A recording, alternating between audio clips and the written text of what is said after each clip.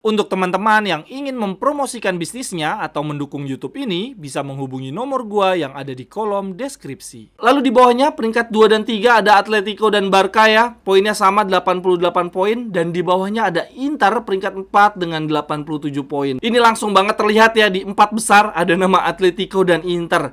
Gila teman-teman, babak 16 besar Liga Champions nanti antara Atletico dan Inter, berarti ini adalah pertarungan yang besar. Ini adalah big games.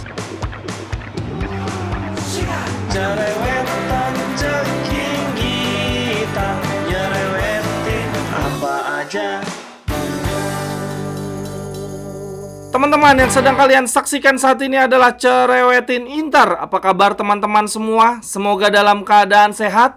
Hari ini gue mau update beberapa kabar menarik dari klub kesayangan kita, Inter, khususnya dari bursa transfer. Berita yang pertama dari FC Internews. Di sini dikatakan bahwa dua gelandang cadangan mati kita, Stefano Sensi dan Lucien Agume, akan meninggalkan Inter di bulan Januari ini. Dan rencananya Inter tidak akan mencari gelandang ke-6 sebagai pengganti Sensi dan Agume. Di sini ditekankan bahwa klub sudah puas dengan performa Fratesi, Aslani, dan Klaassen sebagai backup trio gelandang utama kita. Nah, yang menjadi menarik teman-teman, kalau kita berhasil melepas Agume dan Sensi di bulan Januari ini, Inter justru akan menggunakan uangnya untuk mencari striker baru ya teman-teman, tanpa perlu melepas Alexis Sanchez. Artinya kita akan memiliki striker kelima di musim ini. Sebelumnya di era Inzaghi kita pernah tuh punya striker kelima, kita membeli Caicedo. Karena saat itu keempat striker kita yaitu Lautaro Martinez, Dzeko, kemudian ada Alexis Sanchez dan Korea. Nah, dua di antaranya, Alexis dan Korea, itu sering cedera, sehingga akhirnya Inter membeli striker kelima.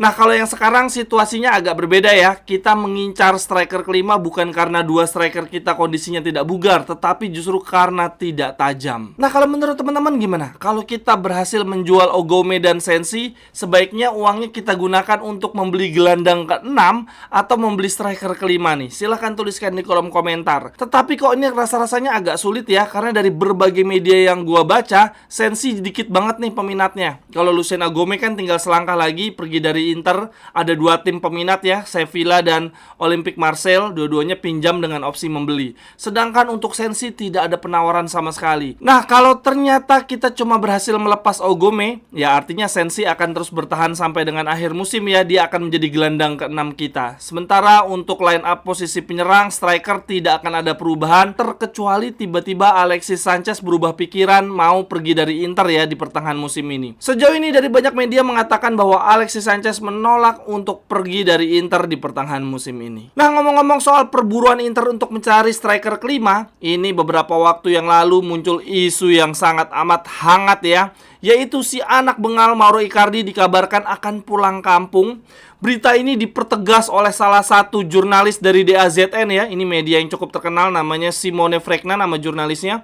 Dia bilang bahwa kepindahan Icardi itu bukan cuma sekedar isu belaka, melainkan sebuah kebenaran. Ada potensi Icardi akan bergabung di bulan Januari ini.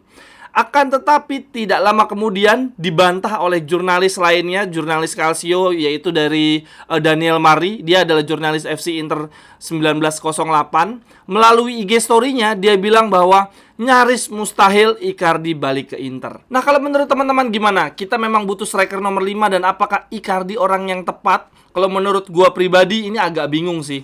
Dari sisi kualitas memang kita tahu bahwa Icardi adalah striker yang sangat mumpuni di Serie A, sudah terbukti. Tetapi gua tidak tahu betul apakah kualitas Icardi sekarang bisa bersaing di Serie A ya. Karena kalau dilihat dari torehan gol Icardi saat ini, dia mencetak 12 gol di Liga Turki, ada di urutan teratas sih teman-teman.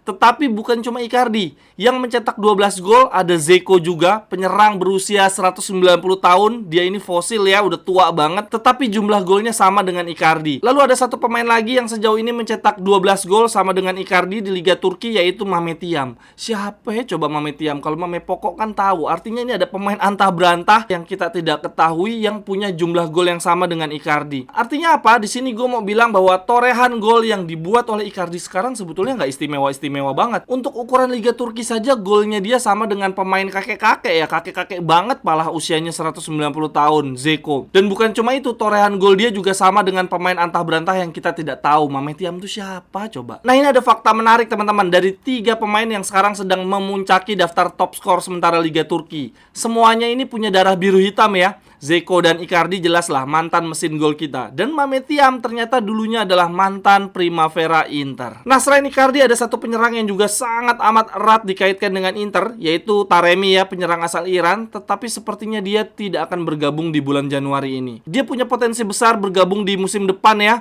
Tetapi ini kayaknya akan terhalang di soal gaji karena agennya meminta gaji untuk Taremi sebesar 5,5 juta per tahun plus bonus. Seorang pemain usia 30 tahun plus datang dari Liga Portugal, ujuk-ujuk meminta gaji 5,5 juta. Kayaknya sih Marotta akan say no sih ini untuk Taremi. Dan lagi pula kalau dilihat dari performa Taremi di musim ini, di Liga Portugal dia baru mencetak 3 gol, dikit banget. Kemudian berita berikutnya dari bursa transfer, di sini La Gazzetta mengatakan bahwa Inter tertarik untuk mengontrak Victor Lindelof dari MU ya di bulan Januari ini bila sang pemain gagal memperpanjang kontraknya dengan Manchester United. Di sini dikatakan bahwa Inter mulai berpikir untuk mencari regenerasi dari Acerbi dan De Vrij. Nah gitu dong, jangan cuman center back kanan doang yang dipikirin, mentang-mentang kita ditinggal Skriniar terus yang dipikirin penggantinya Skriniar terus. Ini udah ada Bisek, ada Pavard, ada Darmian, nambah mau ada Thiago Jallo juga. Sampai-sampai kita melupakan center back tengah dan bahkan center back kiri. Teman-teman, sama seperti tahun lalu, di tahun ini gue bikin kalender yang kali ini adalah kalender 2024 dengan tema Inter. Ini tema bukan sembarang tema ya, bukan cuman ada foto-foto pemain Internya nih, tetapi ada jadwal Serie A Inter di 2024. Ini gue kasih tanda nih, ini nggak kelihatan kali ya kalau di kamera, ntar gue kasih gambar yang lebih zoom. Ini gue kasih tanda di jadwal pertandingan Inter. Contoh, di bulan Maret tanggal 3 ada logo Genoa tulisannya H. Itu berarti di tanggal 3 Maret kita akan melawan Genoa di kandang sendiri, home. Kemudian 10 Maret away melawan Bolonya, ada logonya nih, keren banget. Lalu di bulan Februari contohnya di tanggal 11 kita akan melawan Roma. Ini ada logo Roma, ada tulisan away-nya. Gokil banget. Ini adalah kalender meja, dan bukan cuma ada kalender meja, gue juga ada kalender dinding yang jauh lebih besar, gokil, lebih enak lagi ngelihatnya. Tuh, mantap banget. 7 Januari, home Verona, ada logo Veronanya. Untuk harga kalender meja dengan kalender dinding sama ya, sama-sama 75.000. Tetapi kalau beli dua bukan 150.000, 125.000. Lebih hemat. Belinya di mana? Bisa beli di Tokopedia dan ada di Shopee. Linknya ada di kolom deskripsi. Terima kasih teman-teman. Oh iya teman-teman, ngomong-ngomong bursa transfer musim dingin, teman-teman silahkan lihat pada layar. Ini adalah daftar pemain-pemain yang kita rekrut di bulan Januari ya, di bursa transfer musim dingin. Kalau menurut teman-teman yang termasuk berhasil, pembelian berhasil yang mana? Kalau menurut gua ya Seedorf jelas, Stankovic, Cordoba, Pandev juga menurut gua salah satu yang sangat amat berhasil ya. Walaupun torehan gol dan asisnya tidak banyak, tetapi dia membantu kita merebut treble winners. Kemudian ada Maxwell, Nagatomo juga menurut gua salah satu yang berhasil.